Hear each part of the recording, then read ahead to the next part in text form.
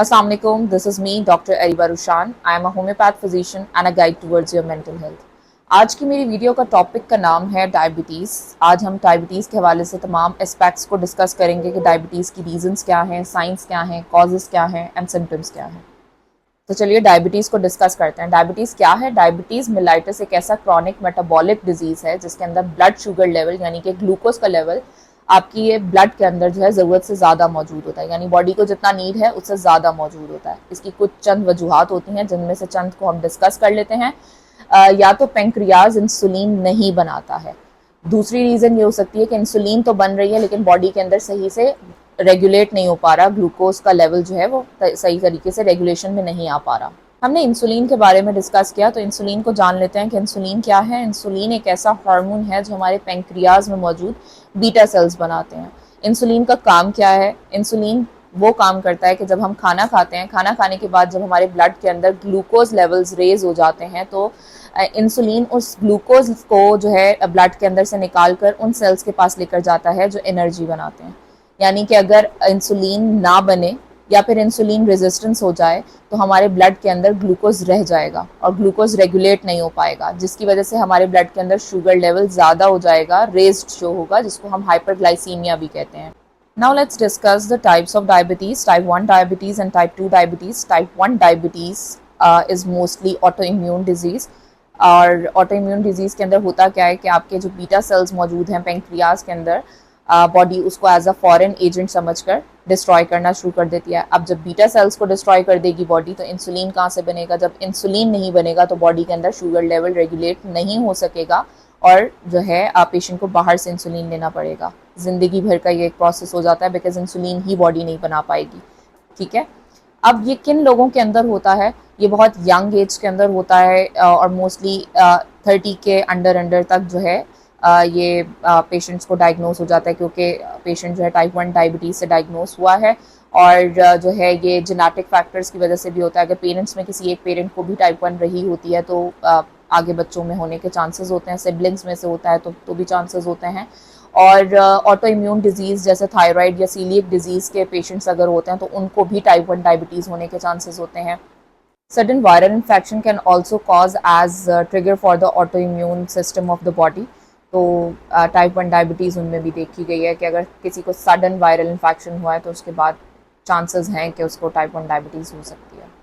Now let's discuss type 2 diabetes. Type 2 diabetes क्या है? ये इंसुलिन रेजिस्टेंस है। इसमें होता क्या है कि पेशेंट जो है बहुत लंबे अरसे से बैड हैबिट ऑफ ईटिंग के अंदर होता है, जंक फूड का इंटेक उसका बहुत ज़्यादा होता है और वो अपना पैटर्न चेंज नहीं कर रहा होता। तो पेंक्रियाज के अंदर मौजूद बीटा सेल्स जो है इंसुलिन बनाता रहता है, लेकिन एक टाइम पर आकर पेंक्रियाज थक जाता है और वो इग्नोर करने लगता है ग्लूकोज के लेवल को, और इस तरीके से ब्लड के अंदर ग्लूकोज की लेवल जो है रेज होना शुरू हो जाते हैं बिकॉज पेंक्रियाज ओवरलोड और ओवर वर्क करने की वजह से उसकी वर्किंग स्लो हो जाती है। Second reason of type 2 diabetes is inflammation और visceral fat, means deep belly fat, जिसकी वजह से बॉडी के अंदर इन्फ्लेमेशन कॉज होनी शुरू हो जाती है और इंसुलिन रिसेप्टर सेल्स डैमेज होना शुरू हो जाते हैं। थर्ड रीजन इज स्ट्रेस और कॉर्टिसोल हार्मोन। जब पेशेंट बहुत लंबे अरसे से स्ट्रेस या फिर एंजाइटी या डिप्रेशन का शिकार रहता है तो उसकी वजह से बॉडी के अंदर कॉर्टिसोल हार्मोन रेज होना शुरू हो जाता है। जब कॉर्टिसोल हार्मोन रेज होना शुरू हो जाता है तो ग्लूकोज की प्रोडक्शन ज़्यादा होना शुरू हो जाती है। जब ग्लूकोज की प्रोडक्शन ज़्यादा होना शुरू हो जाती है तो इंसुलिन का इफेक्ट कहीं दबने लग जाता है, यानी कि कम होने लग जाता है, उसका असर उतना नहीं रह पाता, यानी सही तरीके से ग्लूकोज रेगुलेट नहीं हो पाता। Now let's discuss the science and symptoms of diabetes. Diabetes के कुछ साइंस ये हैं कि बहुत ज़्यादा प्यास लगने लग जाती है, फ्रीक्वेंट यूरिनेशन का प्रॉब्लम होने लग जाता है, और स्पेशली रात के टाइम पर ऐसा होता है। न बॉडी के डिफरेंट पार्ट में नम्बनेस फील होती है, टिंगलिंग सेंसेशन फील होती है, स्किन इन्फेक्शन होना शुरू हो जाती है, कोई भी अगर चोट लगती है तो वो बहुत देर से हील होती है, और वीकनेस बहुत ज़्यादा हो जाती है, चक्कर आने लग जाते हैं, भूख बहुत ज़्यादा बढ़ जाती है, बॉडी के अंदर एक कपकपाहट सी महसूस होने लगती है अगर खाना देर से मिले, या खाना अगर भूख लग रही हो तो बर्दाश्त से बाहर हो जाती है। तो ये कुछ सिम्टम्स हैं जो शो करते हैं कि हमें डायबिटीज़ के हवाले से कोई टेस्ट करवा लेना चाहिए अगर ये किसी पेशेंट के अंदर अपीयर होना शुरू हो जाता है। अब अगर पेशेंट को साइंस कोई दिख रहे हैं और वो टेस्ट करवा कर इस चीज़ की श्योरिटी हासिल करना चाहता है तो वो फास्टिंग ब्लड ग्लूकोज टेस्ट करवा सकता है, रैंडम ब्लड ग्लूकोज करवा सकता है, HbA1c करवा सकता है। ये टेस्ट करवा के वो ये पता कर सकता है कि उनको डायबिटीज़ है या नहीं है। Now what could be the diet plan for the diabetic patient if a patient has been diagnosed.